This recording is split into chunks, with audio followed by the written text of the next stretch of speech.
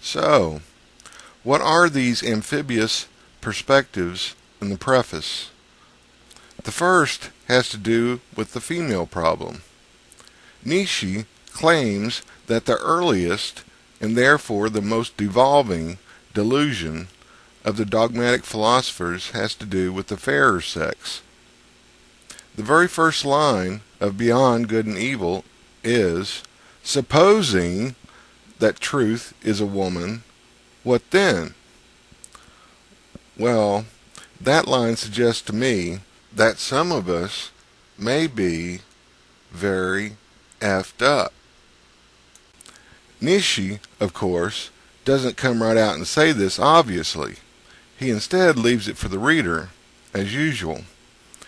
No, but seriously, what he is really saying is that the dogmatists are somewhat one-sided in their ideas and focused on one area predominantly.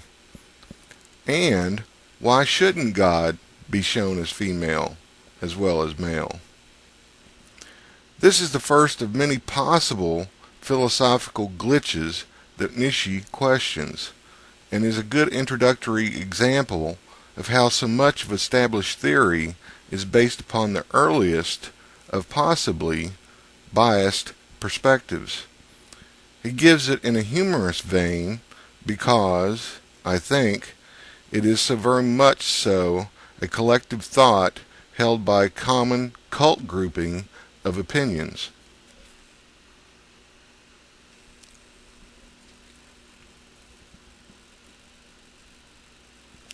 Another top left frog view is what Nietzsche introduces as what he calls super-terrestrial pretensions in Asia and Egypt, the grand style of architecture. This, I believe, is another way of saying pyramids. And he is not only referring to the architecture of pyramids, but the ancient belief system of solarism that gave rise to that triangular form of building for the gods. It is ancient solarist philosophy that gave rise to the great falsity of later dogmatist philosophers, that false devaluing of Natura, which is a fine place to be, even though it exists beneath the monotheistic sun and the stars. Nietzsche makes this point in a sentence before the one quoted above, when he says, "The philosophy of the dogmatists, it is to be hoped, was only a promise for thousands of years afterwards, as was astrology in still earlier times."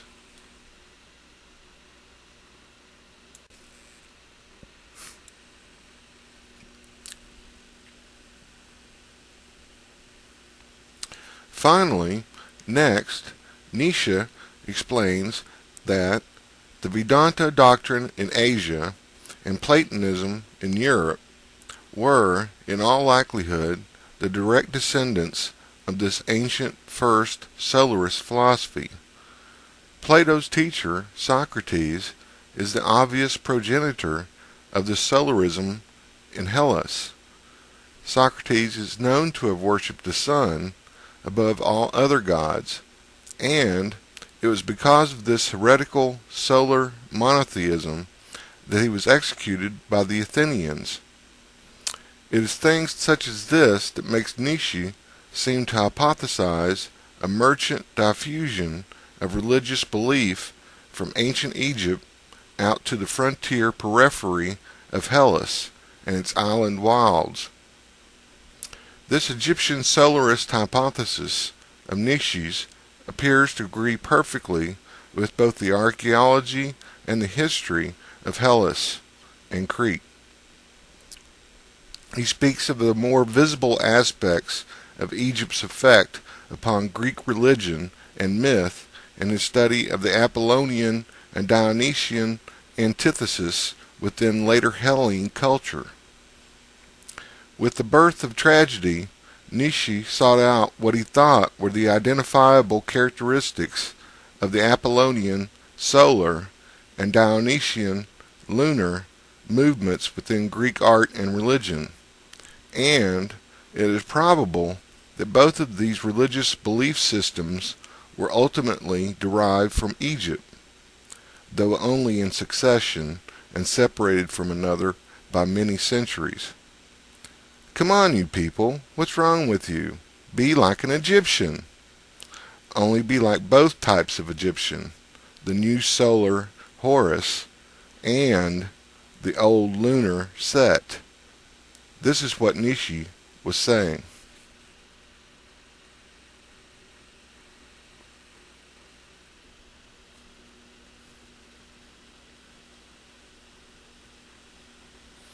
Nietzsche's reason for delving through the entire evolution of religious thought and philosophy in the history of the world is to understand why it is that we believe the things we believe in.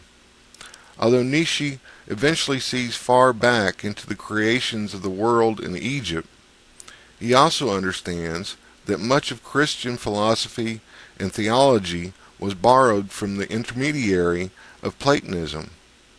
This, though, is precisely where the denial of perspective was introduced into modern philosophy. Since its origins in Platonism, modern philosophy has held to a denial of natura.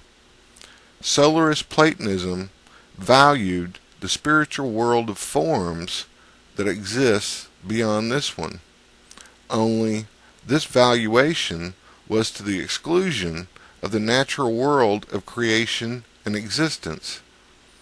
When Christianity based its theology on Platonism at the height of the Imperium Romanum, it also borrowed this fundamentally askew perspective of the ancient pagan philosophers.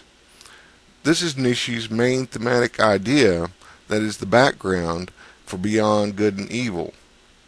Nietzsche's theme might also, therefore, be stated more simply as beyond evil, there being no evil in Nietzsche's philosophy. Nietzsche thinks that the great nightmare of modern dogmatist philosophy persists to this day from an anciently inherited and faulty perspective that denied the value of God's creation in the natura of existence. He believed that by changing this other faulty half of the solarist perspective in philosophy that we acquired via the intermediaries of Christianity and Platonism, a better and more complete view of reality should be attained. In other words, only half of our view of existence is correct. It is with the introduction of the ideal form of evil into the system of creation and existence that the most misunderstanding entered philosophy. Evil exists merely as a fiction of our imaginings. We live for the spiritual only and forget the natural. Psyche and physic form a union with eroticism.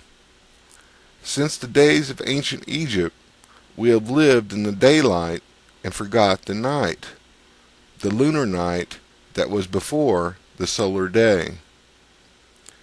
Spiritus is pure and good. Natura is material and good.